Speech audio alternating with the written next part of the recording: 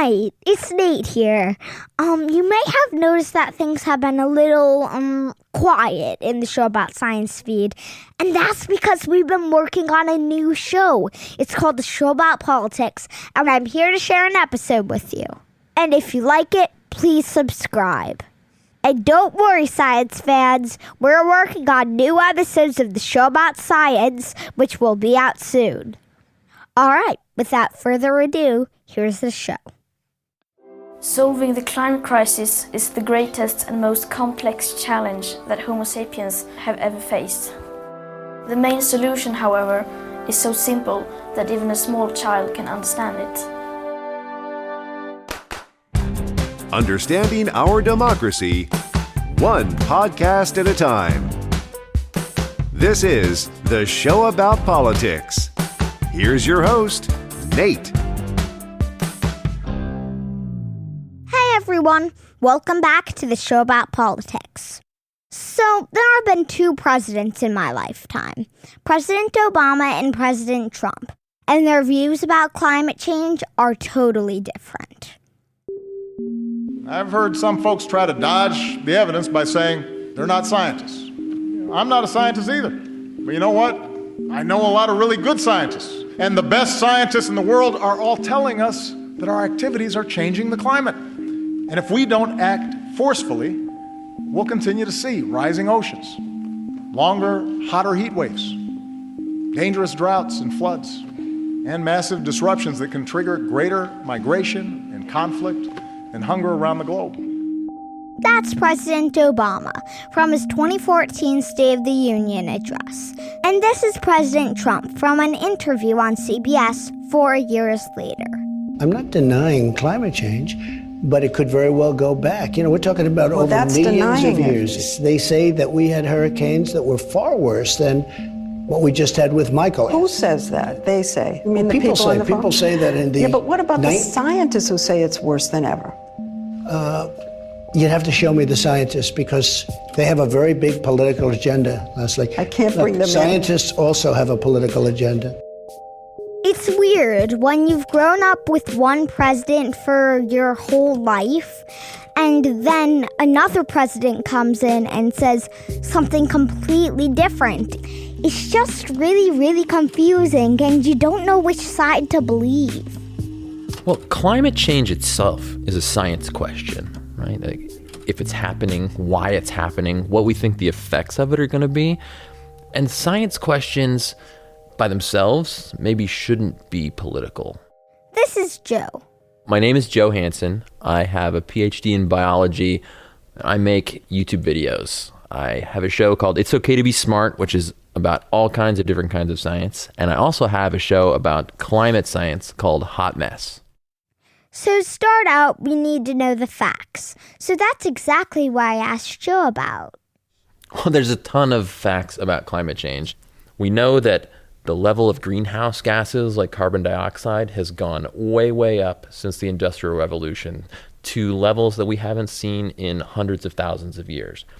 We know that more greenhouse gases from our atmosphere trap more radiation from the sun, and they end up heating our planet up. We've known that for over a century.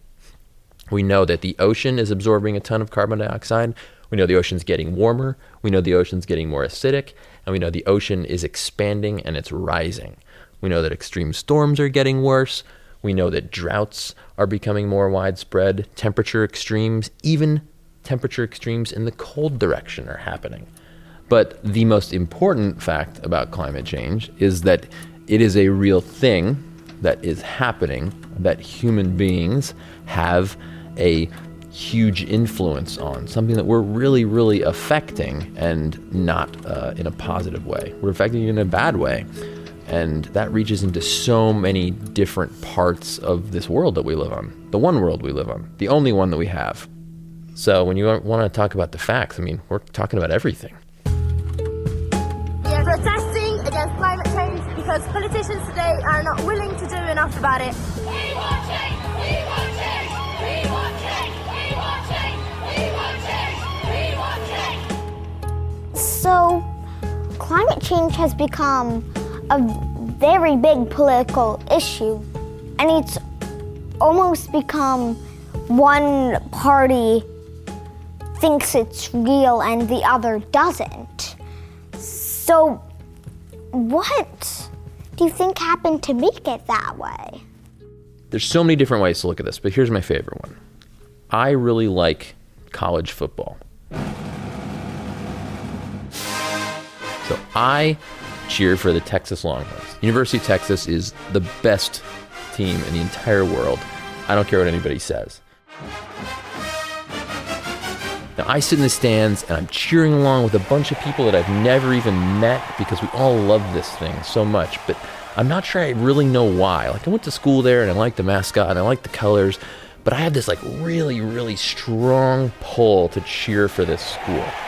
And I'll cheer against anybody who says that my school isn't good. But then if I like take my intellectual brain out for a second, I'm like, Joe, that doesn't really make sense. Like, it's just a school. Like, it's just a football team. If I cheer or not, they're not going to play better. They don't know if I'm cheering at home and yelling at the television. But I just feel so strongly of that as part of my identity. And so I'll defend anybody who says anything bad about the school and our football team. And with political parties, it seems like something happens. We have this human urge to join teams and then to be really, really defensive of our team if anybody tries to attack it.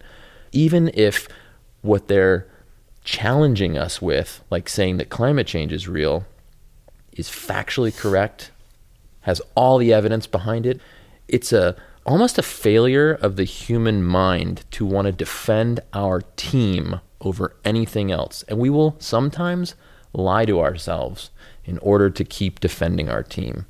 And this is why I think thinking like a scientist is the most important skill anybody can have in their life, no matter what they do for a living, because I am willing to be wrong in just about anything, because that's how you learn as a scientist, right? Is you got to fail and you got to figure out what went wrong, but you also know that everything that you believe can be questioned and that you need to be able to find evidence for all of it. Yeah. And that mindset is so important. And climate scientists and the people who work on the climate have that mindset. And if there were any doubt that it was real, these people have been, no idea has been attacked and battled and had to defend itself and reprove itself more than what we know about climate change. And it's still proven to be true all this time. We're still learning more about it. There's still a lot of open questions, but having this mindset, if more people could think that way or bring it into their lives, I think that we would be able to move forward instead of trying to just make our own team happy the whole time.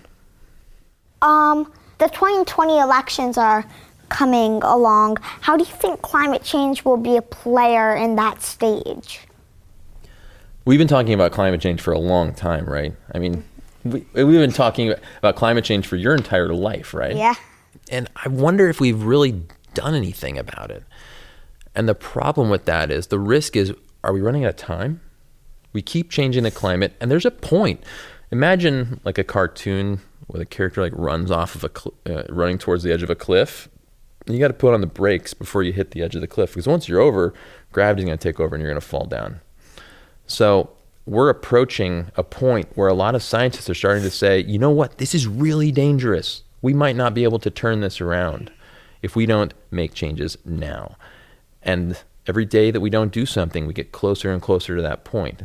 And 2020, this election and the decisions that are made and the kind of people that have ideas that they want to bring into the government in this election could be a really, really important point for us to say, what are we really going to do? Are we going to be able to turn this around? Well, thousands of students around the world have walked out of the classroom and gone on strike to challenge politicians to take action on climate change. The strikes were inspired by 16-year-old Swedish activist Greta Thunberg. The 16-year-old made headlines by going into rooms full of world leaders and billionaires and calling them out for a failure to act.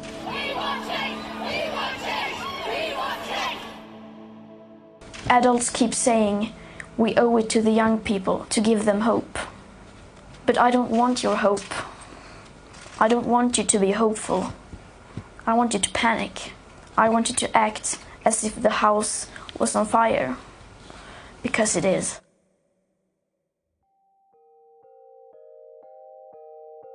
us kids, this isn't a liberal or conservative issue.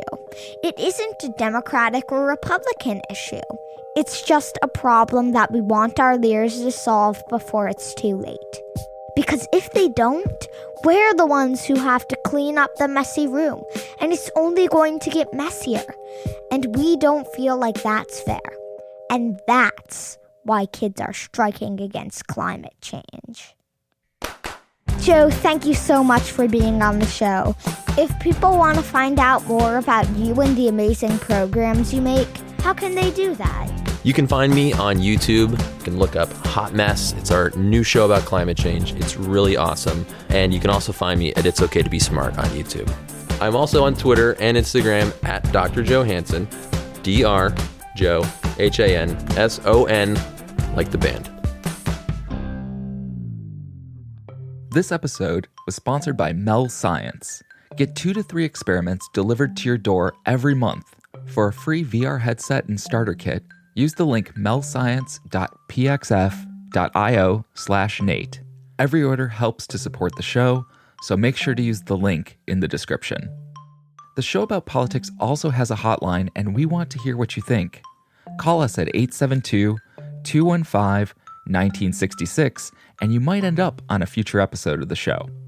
And finally, music on this episode was written by Sounds Like an Earful. If you're a podcaster, make sure to check out their amazing and affordable music service at soundslikeanearful.com. Thanks for listening, and we'll see you on the next episode.